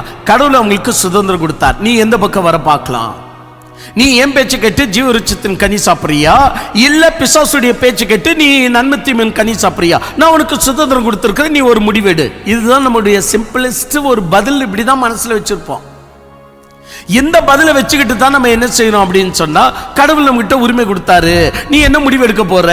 அதனால வந்து எடுக்கிற அந்த முடிவுல மனிதன் தோற்கடிக்கப்பட்டதுனால் பாவத்துக்குள்ள விழுந்தான், தேவனை விட்டு பிரிய வேண்டியதாக மாறியது, பிசாசோடு கூட கூட்டாளியை வச்சுக்கணும், இப்பொழுது அவருடைய நிலை தான் மரணமாக மாறிட்டு. இவ்வளவுதான் நம்முடைய ஆன்சர். இப்ப அந்த ஆன்சர் இங்க வந்து சேர்த்து வைங்க பார்க்கலாம். இதுக்கும் ஆன்சர் வச்சுன்னு இருப்பான். தோமாவுக்கு தான் ஆண்டவர் சொன்னாரு, என்னை கண்டு விசுவாசிக்கிறவனோட காணாத விசுவாசிக்கிறவன் தான் மெய்யான என்னுடைய சீடன் சொன்னாரு, அதான் இது அப்படின்னுடுவான். இதெல்லாம் நம்முடைய சிம்பிள் ஆன்சருங்க. அதாவது சிம்பிள் ஆன்சர் அப்படின்னு சொன்னா அப்போதுக்கு சமாதானத்தை ஊட்டுகிற ஆன்சர். இப்போ நிறைய மருந்துகள்லாம் உண்டு அப்போதுக்கு சமாதானம் கொடுக்க. ஒரு உதாரணமாக பெயின் கில்லர், அதெல்லாம் அப்போதுக்கு சமாதானம் கொடுக்கும், ஆனா நோயை கியூர் பண்ணாது, ஆனா அப்போதுக்கு சமாதானம் கொடுக்கும். அனஸ்தீசியா அப்போதுக்கு சமாதானம் கொடுக்கும், நோவே இல்லாத மாதிரி அப்போதுக்கு சமாதானம் கொடுக்கும், ஆனா எந்த வியாதியும் கியூர் பண்ணாது. இதுதான் சிம்பிள் பதில்கள். எப்பொழுதெல்லாம் உங்களுக்கு தெரிஞ்சிருக்கோ அது உங்களுடைய என்ன சொல்லலாம், உங்களுக்கு அது கியூர்னஸ் அல்ல, உங்களை அது குணப்படுத்தாது, ஆனா அப்போதுக்கு உங்களை சாந்தப்படுத்தும், அப்போதுக்கு உங்களை சாந்தப்படுத்தும். ஸோ இதெல்லாம் உண்மையிலேயே நமக்கு எவ்வளோ பெரிய ஒரு ஒரு ஒரு ஒரு தோல்வி தெரியுங்களா? இந்த மாதிரி சிம்பிள் பதில்களை வச்சுட்டு சபையை நடத்துறது, சிம்பிள் பதிலை வச்சுட்டு இன்னொருத்தனை கைக்குள்ள வச்சுன்னு இருக்கு. இதெல்லாம் எவ்வளோ பெரிய, ஒருத்தருடைய நோயும் குணமாக்காது, நோயும் குணமாக்காது. அவன் பாவம் அவன் கஷ்டத்துக்கு பணம் கொடுத்துருப்பான், அவன் வீட்டு வாசல்கிட்ட ஒரு முறை போகும்போது இன்னைக்கு சாயந்தரம் நான் கண்டிப்பாக கொடுத்துறேன் சாயந்தரம், இது அப்போதுக்கு உண்டான பதில், ஆனால் கியூர் ஆகாது, காசு கொடுக்க மாட்டான். அப்படிதான் வேதத்துல நிறைய பேர் இவங்களும் குருடனுங்க, அவங்களையும் சேர்த்து குருடனா மாத்தின்னு இருப்பாங்க. அப்போதுக்கு தேவையான பதில், ஆனா இது எவனையும் கியூர் ஆக்காது. ஸோ இது எவ்வளவு பெரிய டேஞ்சர் என்பதை நம்ம புரிவதற்கு பல வருஷங்களே மாறிவிடுகிறது. அந்த பல வருஷம் எதுங்க, உண்மையாகவே உண்மையான இடத்துக்கு செல்ற வரைக்கும் இந்த மனக்கண்கள் திறக்கவே படாது. சரி, இப்படி இருக்க நான் என்ன சொல்றேன் அப்படின்னா, இவருடைய சாட்சியின் வாழ்க்கை எங்க போய் அமைந்து விட்டது? ஒருவேளை நீங்கள் கிறிஸ்துவாக இருந்திருந்தா உங்களை சிலுவையில் அறைந்து இவ்வளவு எரிச்சல், இவ்வளவு பொறாமை, இவ்வளவாக இழிவுபடுத்தினாங்களே, ஃபர்ஸ்ட் போய் அவங்களுக்கு காட்சி கொடுத்து என்ன சொன்ன நீ? ஒருவேளை பிலாத்து முன்னாடி ஆண்டர் நின்று என்ன சொன்ன? எனக்கு அதிகாரம் இருக்கு, நான் உன்னை விடுதலையாக்குவேன், எனக்கு எல்லா அதிகாரம் இருக்குன்னு சொன்னிய. அப்ப நான் ஒரு வார்த்தை சொன்ன, உனக்கு புரிஞ்சிருக்காது. பரலோகத்திலிருந்து உனக்கு அதிகாரம் கொடுக்கப்படாத ஒழிய உனக்கு என் மீது அதிகாரம் இருக்காது அப்படின்னு நான் சொன்ன. உன் மரமண்டக்கு புரியல. இப்போ உன் முன்னாடி நின்றுட்டு இருக்கிறத பாரு, நீதானே இவனை சிலுவையில் அறையலாம் அப்படின்னு யூதருடைய பேச்சு கேட்டு மனைவியுடைய பேச்சை விட கை கழுவிட்டு பின்னாடி போயிட்டிய. இப்ப பாரு என் கையை பார், இப்ப பாரு என் காலை பாரு, என் கையை பாரு, என் விழா எலும்ப பாரு. உன்னுடைய ஒரு சிப்பாய் தான் என்னை குத்தினது, அவனையும் கூட்டிட்டு வா. அவன் குத்தினது எவ்வளவு தூரத்துக்கு குத்தினான்னு அவனுக்கே தெரியும். அவன் ஈட்டி எடுத்துட்டு வா, சேம் அளவுல இருக்கும். நான் உயிர் தெழுந்த பாரு, இப்பொழுது அது புரிஞ்சுக்க நான் யாருன்னு அப்படின்னு இறைவன் சொல்லி இருந்தா மனம் திரும்பி இருப்பாங்க இல்லையா? பிரதர், நீங்க சொல்றத பார்த்தா கரெக்டு தான். ஆண்டவர் யாருக்கும் அப்படி காட்சி கொடுக்கலையே. நோ, ஆண்டவர் ஒருத்தருக்கு மட்டும் காட்சி கொடுத்தார். ஒரு எக்ஸாம்பிளாவது வச்சிருக்கிறார் ஆண்டவர், காட்சி கொடுத்தார். ஒரே ஒருவனுக்கு காட்சி கொடுத்தார். நான் யாரு? நீங்க என்ன சிலுவையில் அறைந்தீங்க, பட் நான் உயிரோடு வந்திருக்கிறேன்னு சொன்னார். அவன் அப்படியே மனம் திரும்பிட்டாங்க. அவன் மனம் திரும்பினது உண்மை என்றால், கடவுள் இதை போல பிலாத்துக்கோ ரோம சாம்ராஜ்யத்திற்கோ அல்லது ஆண்டவர் யூதர்கள், ரோம சாம்ராஜ்யத்தை விடுங்க, யூதர்கள் இல்ல, நான் சொல்றேன் சதுசேயர் பரிசரனா அந்த மாதிரி பாவிகளா, அவங்களுக்கு நீ என்ன வேதம் கொடுத்த? ஏக தேவன், அதை தானே காப்பாற்றி நடந்தாங்க. அவங்களுக்கு கொஞ்சம் ஹெல்ப் பண்ணியிருக்கலாம் இல்ல? இல்ல அவங்க என்ன ட்ராக் விட்டு வெளியே போயிட்டாங்களா? அசுத்தமான வாழ்க்கையை வாழ்ந்தார்களா? ஒன்றும் கிடையாது. அவங்க எதை காப்பாற்றிக்கினாங்கன்னா, இல்லையே நம்ம படிச்சதுல இப்படிதானே அர்த்தம் வருது, நம்ம எல்லாம் மோசையின் சீடர்கள் அல்லவா, இவனை எப்படி நம்ம திடீரென்று சொல்லி இவனுக்கு சீடராய் எப்படி போகுது? ஒரு சின்ன குழப்பம் இருக்கதான் செய்யும். ஸ்டார்டிங்ல ஒரு காலேஜை பார்த்த உடனே பிள்ளை பார்க்கும், ஐயோ இவ்வளவு பெரிய காலேஜா அப்படின்னு கொஞ்சம் பயப்படும் தான். ஒரு சிபிஎஸ் ஸ்கூல்ல போன உடனே ஒரு பிள்ளை, ஐயோ இவ்வளவு பெரிய புக்கா, பயப்படும் தான். ஒரு புது ஸ்கூல்ல போன உடனே ஐயோ இந்த ஸ்கூல்ல எப்படிதான் நான் தள்ளெடுக்க போறேனோ, பிள்ளைங்க பயப்படும் தான். ஆனா கொஞ்ச நாள் பொறுத்த உடனே அவைகளுக்கு தைரியம் வர இல்லை. அதுபோலதான் நானும் சொல்லுகிறேன். ஒரு சில பிள்ளைங்க எதிர்ப்பாங்க தான், என்னன்னு, நீ என்ன மோசை விட உயர்ந்தவனா, நீ என்ன ஆபிரகாமை விட உயர்ந்தவனா, நீ என்ன எங்க சாலமோனை விட எங்க தேவாலயத்தை விட நீ உயர்ந்தவனா, அப்படி எதிர்ப்பாங்க தான். அவங்களுக்கு புரியுற மாதிரி சொன்னா அடங்கிடுவாங்க. நாமெல்லாம் மனிதர்கள், நாம ஒருத்தருக்கு ஒருத்தர் சண்டை போட்டுக்கிறோம், பிடிக்கலன்னு சொன்ன உடனே வேற வேற திசைக்கு போயிடுறோம், விடுங்க. ஆனா அவர் ஆண்டவர் தானே, அவர் என்ன பண்ணி இருக்கலாம்? சரி, நீங்க தப்பாவே புரிஞ்சுக்கிறீங்க. வருகின்ற ஜூலை மாதம், வருகின்ற ஜூன் மாதம், வருகின்ற ஆகஸ்ட் மாதம் இன்னார் டேட்ல ஒரு மீட்டிங் வச்சிருக்கிறேன், கான்ஃபரன்ஸ் மீட்டிங். உங்களால முடிஞ்ச அந்த கான்ஃபரன்ஸ் மீட்டிங்ல வந்து அட்டெண்ட் பண்ணுங்க, நான் வேதத்துல இருந்து எப்படி புரிஞ்சுக்கணும்னு நான் சொல்லி தரேன். இப்படியாவது நடத்தி இருக்கலாம், ஒரு கற்பனைக்காக சொல்றேன். ஆனா கடவுள் எதையும் நடத்தவில்லை என்றால் அங்க நடந்த மிஸ்டேக் என்ன மிஸ்டேக் நடந்திருந்தா எந்த வார்த்தையும் சொல்லாம கேப்சர் பண்றார். எவனுக்கும் தேவன் தன்னை வெளிப்படுத்தி கொள்ளவே இல்லை. ஏன் ஆண்டவர் யாருக்குமே வெளிப்படுத்தி கொள்ளவில்லை? தன்னை சிலுவையில் அறைந்தவர்களுக்கு ஒருத்தனுக்கு ஏன் தேவன் தன்னை வெளிப்படுத்தி கொள்ளல? ஏன் வெளிப்படுத்தி கொள்ளனா? அவங்களோட மிஸ்டேக் என்ன? அதே போலதான் ஆதாம் உண்மையிலேயே நம்ம வேதத்தை வாசிக்கும் போது நம்ம எப்படி வாசிக்கிறோம்? ஆபத்து நாட்கள் என்ன நோக்கி கூப்பிடு, நான் உனக்கு மருத்துவர் கொடுப்பேன்.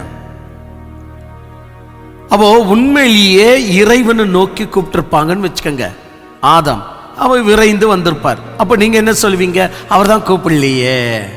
அதையா என்கிட்ட கூட ஆன்சர் இருக்கு, நானும் வேதத்தை நன்கு தெரிஞ்சு வச்சிருக்கிறேன். அவங்க தான் ஜெபிக்கலையே, கூப்பிடலையே, அதனாலதான் ஆண்டவர் வரவே இல்லை. ஸோ அவங்க போய் மாட்டிக்கிட்டாங்க. ஆமாம், நீ ரொம்ப ஒழுங்கா எல்லா விஷயத்திலும் கூப்பிட்டுருக்கிறல்ல. நாம் நினைப்பதற்கு வேண்டுவதற்கு அதிகமாய் நமக்குள்ள கிரியை செய்கிற கர்த்தர் ஆதாம் நினைப்பதற்கு வேண்டுவதற்கு அதிகமாக கிரியை செஞ்சிருக்கணும் இல்லை? ஸ்டாப் பண்ணது யார் தெரியுங்களா? ஆக்சுவலி இந்த செய்தியின் இறுதியில் உங்களுக்கு தெரியும். கடவுள் விரைந்து வருவார் என்று சொன்னாலும், ஆனா உண்மையிலேயே அதை ஸ்டாப் பண்றது யாரு? நாம எப்படி அதை ஸ்டாப் பண்றோம்? கடவுளையே நம்ம எப்படி ஸ்டாப் பண்றோம் அப்படின்னு இந்த கூட்டத்தில் நீங்க ஒவ்வொரு பகுதியிலையும் புரிஞ்சுக்க போறீங்க.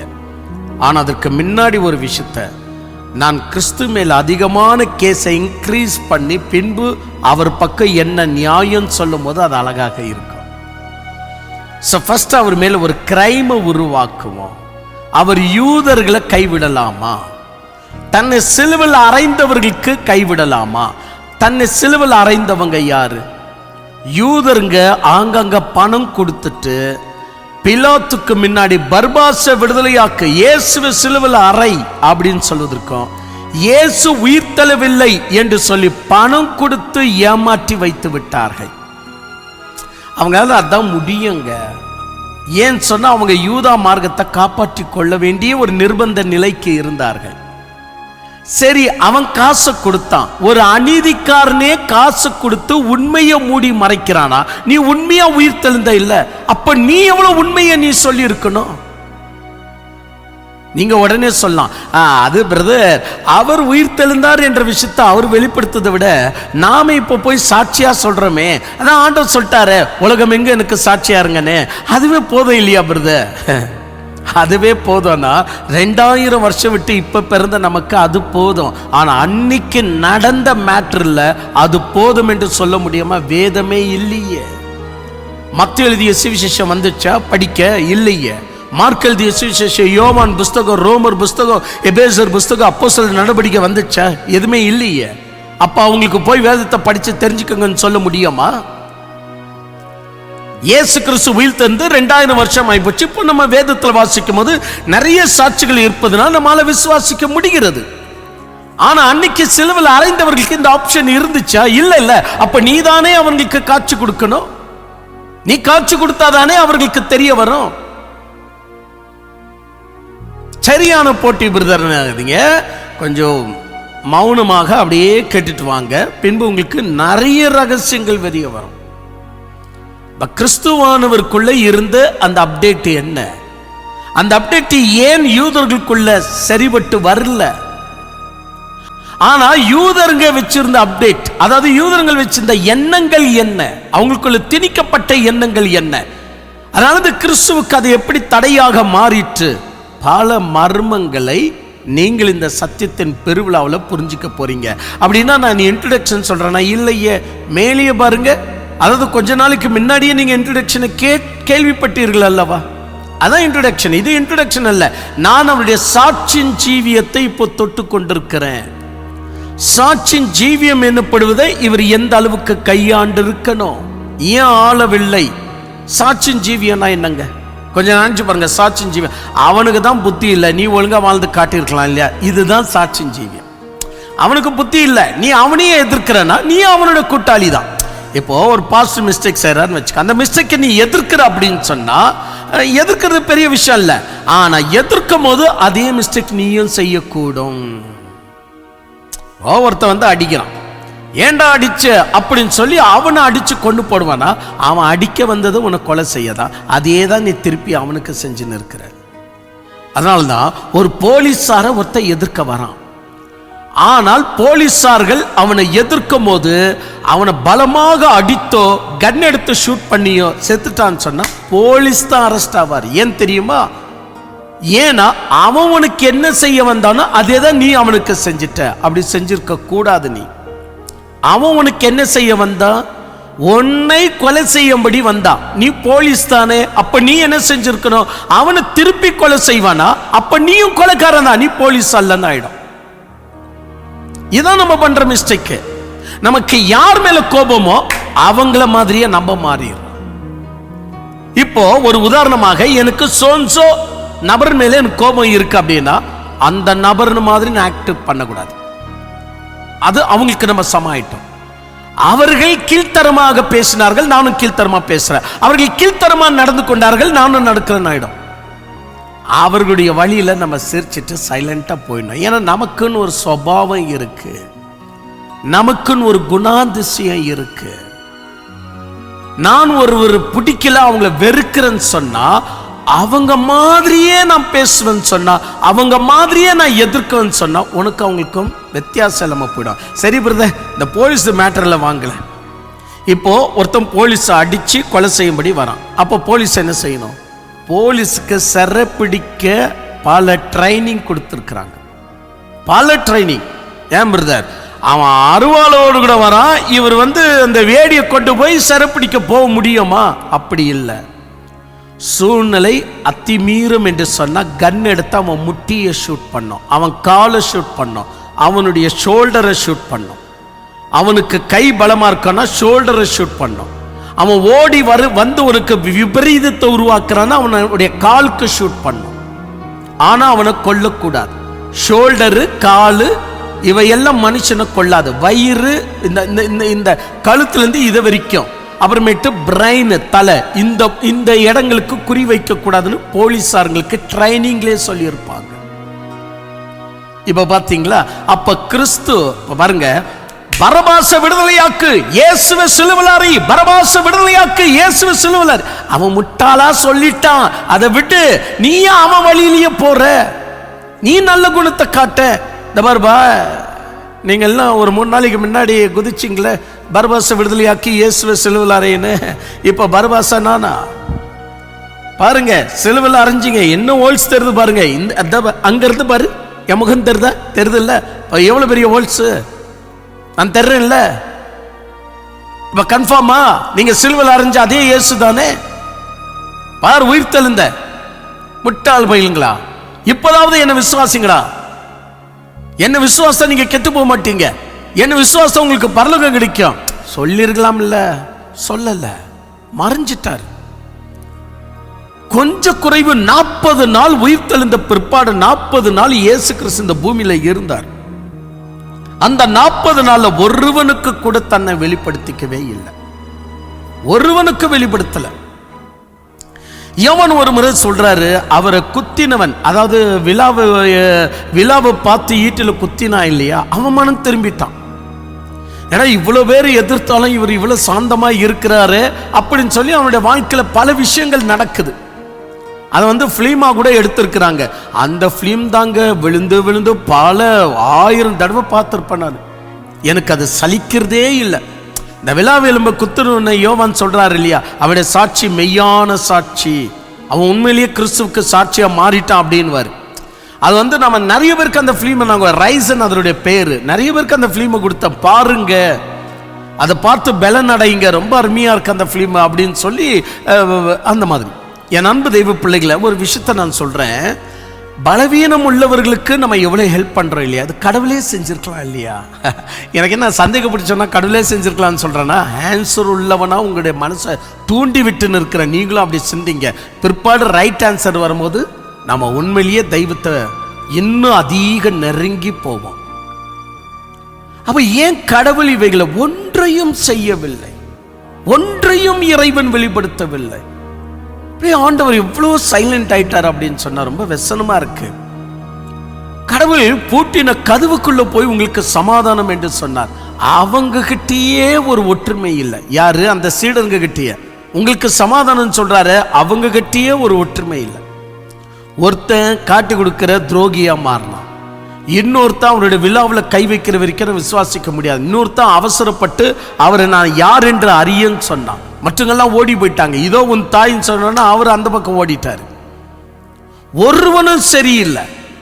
ஆனா அப்படிப்பட்டவர்களுக்கு இவர் கதவு பூட்டப்பட்டு இருந்தாலும் உள்ள போய் உங்களுக்கு சமாதானம் என்று தன்னை வெளிப்படுத்திக்கின தொட்டுத்தானே சீடர்களுக்கே நம்பிக்கை வந்துச்சு. நீ வெளிப்படுத்தலன்னு சொன்னா சீடருங்க நம்பி இருப்பாங்களா? நீ அப்படியாவது யோசிப்பா. யாரு சொல்ற? ஏசப்பா, நீ அப்படியாவது யோசிப்பான்ற. நீ சீடர்களுக்கு வெளிப்படுத்தி கொண்டீர், அவர்களும் விசுவாசித்தார்கள். ஓகே, எல்லோருக்கும் வெளிப்படுத்தி விட்டு தோமாவுக்கு மட்டும் என காணாம விசுவாசின்னு சொன்னா செட் ஆகுமா? அப்ப அவர் என்ன நோக்கத்தில் சொன்னார் நம்ம புரிஞ்சுக்கிறதுல. சும்மா என்னன்னு சொல்றோம், என்ன காணாமல் விசுவாசின்னு தோமாக்கு சொல்லிட்டார். இப்ப நம்ம எல்லாரும் இறைவனை காணாமல் விசுவாசிக்கிறோம். காணாமல் விசுவாசிக்கிற நீ எதுக்கு கண்ண மூடி இயேசுவை தரிசிக்கிற? காணாம விசுவாசிக்கிற நீ எதுக்கு பரலோக தரிசனத்தை காண்ற?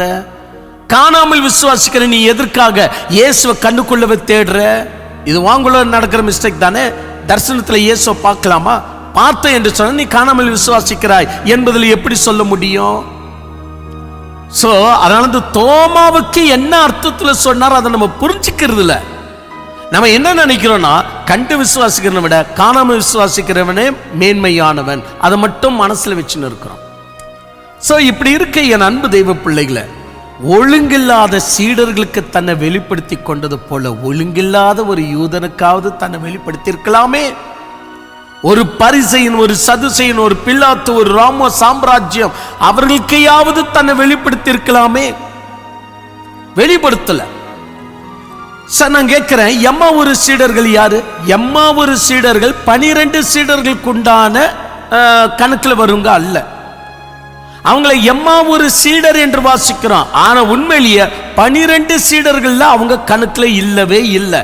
அவங்க தாமே எம்மாவூருக்கு போகும்போது இயேசுவை தரிசித்து விட்டு திரும்பி 12 சீடர்கள் அண்டையில வந்தார்கள் வசனம் சொல்லுது. 12 சீடர்கள் அண்டையில வந்து நாங்கள் இயேசுவை கண்டோம். அப்போ 12 சீடர்களே இன்னும் காணல. எம்மாவூர் சீஷருக்கு நீ தரிசனம் கொடுத்திய, அவங்க யாருன்னு கேட்கிறான். அவங்க 12 சீடனே அல்ல.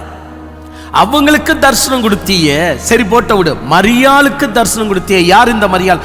7 பிசாசால பிடிக்கப்பட்டவை. சரி, எப்படியும் உமக்குள்ள வந்தால், சாட்சியாக வாழ்ந்தால், உம்மையே அவள் நேசித்து உமக்காக வாழ்ந்தால், உம்மை அங்கீகரித்து அவன் நல்ல விசுவாசியா இருந்தார். சரி போட்டோம். யார் இந்த மரியாளு? இவளுக்கு எதுக்கு ஆண்டவர் இவ்வளவு ரிஸ்க் எடுத்துற ஒரு மரியாளு அப்படின்னு சொன்ன உடனே அவளே பயந்து, ஐயோ நீங்க ஆண்டவனுடைய குரல் மாதிரி இருக்க, அப்ப நீங்க தோட்டக்காரன் இல்லையா என்று சொல்லி அவள் மனம் திரும்பி அவ போய் சீடர்களுக்கு சொல்றா, இயேசு மரித்தவர் உயிர் தெழுந்தார் என்று. யார் இந்த பெண்மணி? இந்த பெண்மணிக்கு இல்ல இவர் காட்சி கொடுத்திருக்கிறார். அந்த எம்மா ஒரு சீஷர் யார்? அவங்க 12 சீடர்களே இல்ல, அவங்களுக்கு இல்ல இந்த காட்சி கொடுத்திருக்கிறார். இஸ்ரேல் மத்தியில வழக்கம் போல நீ தேவாலயத்துக்கு போய் பிரசங்கம் பண்ண போயிருந்தா, நாசரத்துல ஒரே ஒரு பிரசங்கம் செஞ்சிருந்தா, எருசலேம் ஆலயத்துல ஒரே ஒரு முறை உம்மை காண்பித்து கொடுத்திருந்தா, இதற்கு மேல் உம்மை கல்லெறியும்படி யாருக்காவது மனசு வந்திருக்குமா? ஐயோ, இது என்னப்பா, இவரை சாகடிக்க மறுபடியும் உயிரோடு கூட வர்றாரு. அப்படி என்றால் உயிரோடு கூட வருகிற சக்தி தெய்வத்துக்கு மட்டும்தானே. எத்தனையோ புனிதர்கள், எத்தனையோ சித்தர்கள், எத்தனையோ மாருசிகள் பிறந்தார்கள், மண்ணுக்கு மண்ணாக போய்விட்டார்கள். ஆனா இவர் சிலுவையில் அறைஞ்சு 3 நாட்கள் தான் உயிரோடு கூட வந்து நம்ம முன்னாடி நிற்கிறாரு என்று சொல்லி எத்தனை பேர்கள் மனம் திரும்பியிருப்பார்கள். ஏன் இந்த கிரியையை இறைவன் செய்யவில்லை? ஏன் ஆண்டவர் இதை செய்வதற்காக முற்படல? பிறகு எல்லாமே மாயம் மாயம் மாயம். எப்படி தெரியுங்களா? பூட்டின கதுக்குள்ள மாயமா உள்ள வருது. சமுதிரத்தில் மீன் பிடிக்க போகும்போது கரையோரமா நிற்கிறது. ஒரு சீடரோட பிரயாணிகள்ல ஒருவராக போயிட்டே இருக்கிறது. தான் நியமிக்கிற இடத்துக்கு தன்னுக்கு தெரிந்தவர்கள் மட்டும் வாங்க அப்படின்னு சொல்லி அவங்களுக்கு காட்சி கொடுக்கிறது. இதை ஏன் ஆண்டவர் பகிரங்கமா செய்யவில்லை? நீங்க சிம்பிளான ஆன்சர் பல விஷயம் வச்சிருப்பீங்க. அந்த சிம்பிளான ஆன்சர்ல இதுவும் ஒன்று இருக்கும். இல்லை பிரதர், எவ்வளவு சான்ஸ் கொடுத்தாரு 3 வருஷம், அதனால இந்த 3 வருஷத்துல அவங்க அந்த சான்ஸ் எதுவுமே பயன்படுத்தல, அதனாலதான் ஆண்டவர் வந்து டோர் க்ளோஸ் பண்ணிட்டாரு. இதெல்லாம் அந்த நேரத்துக்கான ஆறுதலான ஆன்சர். இது எதுவுமே சொல்யூஷன் கிடையாது, பரிகாரம் கிடையாது. அந்த நேரத்துக்கு ஒரு ஆறுதலான ஆன்சர். இது சரி இருக்கமா? அந்த நேரத்துக்கான ஒரு ஆறுதலாக சூடு பண்ணி சாப்பிட்றோம் பாருங்க, இது சமைச்சதுக்கு சமம் என்று சொல்ல முடியுமா? அந்த நேரத்துக்கு ஆறுதலாக கொஞ்சம் சூடு பண்ணிட்டு நம்ம சாப்பிட்றோம், அவ்வளவுதான் விஷயம். அதுபோலதான் சில ஆன்சருங்க அந்த நேரத்துக்கு மட்டும்தான் அது சாட்டியாகும், மற்ற தவிர அது நமக்கு யூஸே ஆகாது. ஏன்னா அது சொல்யூஷன் அல்ல. ஆண்டவர் உங்களுக்கு 3 வருஷம் டைம் கொடுத்தாரு, உங்க மனம் திரும்பல. ஏன்? உனக்கு 20 வருஷம் டைம் கொடுத்திருக்கிறாரு. உங்க அப்பா எப்ப ரட்சிக்கப்பட்டாரு? உங்க தாத்தா எப்ப ரட்சிக்கப்பட்டாரு? சரி, நீ எப்ப ரட்சிக்கப்பட்ட? சண்டே கிளாஸ்ல இருந்தே வருகிற பிள்ளைங்களை குறித்து எனக்கு சந்தேகம். ஏன்னு சொன்னா அவங்க அம்மா அப்பா மூலியமா வந்தவங்க, அவங்க எப்ப ரட்சிக்கப்படுறாங்கன்னு தெரியாது. ஆனா அவங்களா சொந்தமா ரட்சிக்கப்படுது நம்மளுக்கு தெரியுதுல. ஏன்னு சொன்னா சண்டே கிளாஸ்ல இருந்து அப்படியே வருவாங்க, அப்படியே வருவாங்க, அப்படியே வருவாங்க, அப்படியே அவங்களுக்கு மீசெல்லாம் முளைச்சிடும், அப்படியே பெருசாட்ட உடனே அப்படியே டேங்க்ல விழுந்துருவாங்க, ஞானசன் எடுத்துருவாங்க, அப்படியே சபையில் இருந்துருவாங்க, கீபோர்டு ஏதாவது பாடல் அதில் அப்படியே சேர்ந்துக்குவாங்க. அப்படி இவங்களை நம்ம நம்ப முடியாது. ஆனா அவஸ்தைப்பட்டு அவர்கள் உள்ள வந்து இயேசுவே தெய்வம் என்று நம்பி அவங்க கொடுக்கிற சாட்சி என்பது, அது எப்படி நாமெல்லாம் அப்படிதான் வந்தோம். சண்டே கிளாஸ் எல்லாம் கிடையாது, அடிபட்டு உள்ள வந்திருக்கிறோம். தெய்வத்தை நாம தெரிஞ்சுக்கணும், அம்மா அப்பா சொல்லி அல்ல. அப்ப சொல்லக்கூடாதா? சொல்லலாம், ஆனா நாம தெரிஞ்சுக்கணும். இது ஒரு ஆப்ஷன். அது போலதான் நானும் சொல்லுகிறேன், கடவுள் உங்களுக்கே டைம் கொடுத்தாரு. அப்ப 3.5 வருஷம் போதும் என்று நாம் அவர்களுக்கு தீர்ப்பளிக்க முடியுமா? உயிர் தெழுந்த ஆண்டவர் தன்னை சிலுவையில் அறைந்தவர்களுக்கு ஏன் காட்சி கொடுக்கல? ஏன் காட்சி கொடுக்க முடியும்? இறைவன் முற்படல. அப்ப நான் ஆறுதலான ஆன்சர் சொல்லட்டுமா? இதெல்லாம் ஆறுதலுங்க வச்சுக்கோங்க அப்படின்னு. அவங்களுக்கு விசுவாசம் இல்லை. அவங்க வந்து கண்டு விசுவாசிக்க விட காணாம விசுவாசிக்கணும்னு ஆண்டவர் எதிர்பார்த்தார். அப்படி எதிர்பார்க்கிற கடவுள் சீடர்களுக்கு கூட காட்சி கொடுத்திருக்க கூடாது, மரியாளுக்கு கூட காட்சி கொடுத்திருக்க கூடாது. பின்பு 120 பேருக்கு காட்சி கொடுத்தாருன்னு பைபிள் சொல்லி முடிக்குது. எவ்வளவு பேருங்க? சீடருங்க மட்டும்தான் 12 பேர். ஆனா பின்பு 120 பேர் என்று சொல்லுகிறது. நான் உண்மையா சொல்றேன், 120 பேரும் உண்மையிலேயே அவரை கண்ட உடனே போச்சுடா வாழ்க்கை, இதற்கு மேல் எவனும் தெய்வம் இல்லை அப்படின்னு சாஷ்டாங்கமா விழுந்து உஃப்னு ஊதுனார் பாருங்க. அதான் ஆவியானவர். அவரு நம்ம என்ன நினைக்கிறோம், பெந்தகோஸ்து நாள் அன்னைக்கு தான் ஆவியானவர் வந்தாருன்னு. நோ நோ நோ, உயிர் தெழுந்த உடனே சொல்லிட்டார் ஆண்டவர், அவர்கள் மேல ஊதி ஆவியை பெற்றுக்கொள்ளுங்கள், பரிசுத்தாவியை பெற்றுக்கொள்ளுங்கள். ஊதிட்டார், அவங்களுக்கு ஆவி உள்ள வந்துச்சு. 120 பேர் சாட்சியா வாழ்ந்தான். அதற்கு பின்பு எவனும் பின்வாங்கி போகவே இல்லை. 120 பேர் என்று சொல்வது எவ்வளவு பெரிய தொகை தெரியுங்களா? எவனுக்குமே காட்சி கொடுக்க மாட்டேன்னு சொன்ன இவரு 120 பேருக்கு கொடுத்தாரு. எவ்வளவு பெரிய விஷயம்! அந்த 120 பேர் யாருன்னு பைபிள்ல நமக்கு சொல்லல. ஆனா ஆராய்ந்து பார்த்தா அதுவும் விஷயம் வந்துடும் நமக்கு. அது ஒரு பக்கம் இருக்கட்டும். ஆனா பிலாத்துக்கு காட்சி கொடுத்திருக்கலாமே, பரிசேயருக்கு காட்சி கொடுத்திருக்கலாமே, இஸ்ரேல் மக்கள் மத்தியில அடுத்த நாள் நீ ஞாயிற்றுக்கிழமை தானே உயிர் தெழுந்த, அப்ப திங்கட்கிழமையே போய் அவங்க மத்தியில உள்ளாவி இருக்கலாமே. அவர்கள் எல்லோரும் பார்த்து, நாம இதுவரைக்கும் மோசையின் சீடர்கள் என்று நினைத்தோம், ஆனா மோசே இவரை குறித்து தான் அவர் எழுதியிருக்கிறார். ஐயா, எங்களுக்கு வேதத்தை சொல்லிதாங்க. நீங்க 3 வருஷத்துக்கு முன்னாடி ஓய்வு நாளை குறித்து சொல்லும் போது நாங்க நீ ஏதோ தப்பு தப்பா சொல்றேன்னு நினைச்சோம். கொலை செய்கிறவன் எரி நரகத்துக்கு உள்ளாயிருக்கிறான் என்று நாங்கள் நினைத்தோம். ஆனா கோபம் படுகிறவனே எரி நரகத்துக்கு உள்ளாக்கப்படுகிறான் என்று நீங்க சொல்லும் போது நாங்கள் சிரிச்சோம். ஆனா இப்போ நீர் உயிர் தெழுந்ததை பார்த்த பிறகு எங்களுக்கு நீ சொல்றதுதான் உண்மைன்னு தெரியுது. ஐயா, எங்களுக்கு தயவு செய்து இன்னும் 1 வருஷமாவது எங்க மத்தியில இருந்து எங்களுக்கு இந்த விஷயத்தை சொல்லித்தாங்க என்று கேட்டிருப்பாங்களா இல்லையா? இது எதுக்குமே இடம் கொடுக்கல ஆண்டவர், ஒன்றுக்கும் இடம் கொடுக்கல. என்ன விசுவாசின்னு சொல்லிட்டு மறைஞ்சவர் தான். 2000 வருஷம் அது எவனும் விசுவாசிக்கல. உலகத்துல மிகப்பெரிய தொகையாக இருக்கக்கூடிய இஸ்லாமியருங்க ஒரு பக்கம் போயிட்டாங்க. கிறிஸ்துவுக்கு ஒரு சலாம், அவர் தேவையில்லை எங்களுக்கு, அவர் ஒரு ஈசா நபி ஒரு பக்கம் இருக்கட்டும் என்று சொல்லி மற்றவங்க எல்லாரும் போயிட்டாங்க. மற்றவங்க கிறிஸ்துக்குள்ளவே வஞ்சகம் செய்ய முடியாத யாவை என்ற பெயரில் சுத்தின்னு இருக்கிறாங்க. அது எல்லாரும் போயிட்டாங்க. எதுக்குங்க இந்த சுத்தி வலிப்பு? வெளிப்படையா இறைவன் டைரக்டா சொல்லிடலாம் இல்ல, நான் ஏன் உங்களை காண்பித்து கொள்ளல, உங்களுக்கு என்னை ஏன் காண்பித்து கொள்ளல சொல்லிடலாம் இல்ல. கரெக்ட் பிரதர், நீங்க சொல்றது சொல்லிட்டாருங்க. சொல்லிட்ட பின்புதான் இறைவன் எதையும் செய்வார். சொல்லாம இறைவன் நம்மளை ஒருபோதும் தவிக்க விட மாட்டார். சொல்லிட்டாருங்க, ஏன் காட்சி கொடுக்க முடியாது என்று. இதை நான் ஆறுதலாக எல்லோரும் சொல்லுகிறது போல சொல்லாம நிரூபித்து காட்டுகிறேன் என்ன நடந்துச்சுன்னா. ஆனால் அதற்கு முன்னாடி கடவுளுடைய சாட்சியின் ஜீவியம் நம்முடைய சாட்சியின் ஜீவியம் ஒன்னா இருக்கா? நமக்கு ஒன்று சொல்லிட்டு அவருக்கு ஒன்றுன்னு வச்சுன்னு இருக்கிறாரா? சாட்சியின் ஜீவியம் என்றால் 2 பேருக்குமே ஒன்றுதான். அப்படி இருக்க இயேசுவின் சாட்சியின் ஜீவியம் என்ன? இது நாம நெக்ஸ்ட் மீட்டிங்ல நாம் பார்க்க போறோம். இயேசுவின் சாட்சியின் ஜீவியம் பார்த்த பின்பு நமக்கு தெளிவுண்டாகும். சிரங்களை தாழ்த்தி கொள்ளுவோமா? சகோதரியோடு கூட இணைந்து நாம் ஜெபிக்கலாமா? ஆமென்.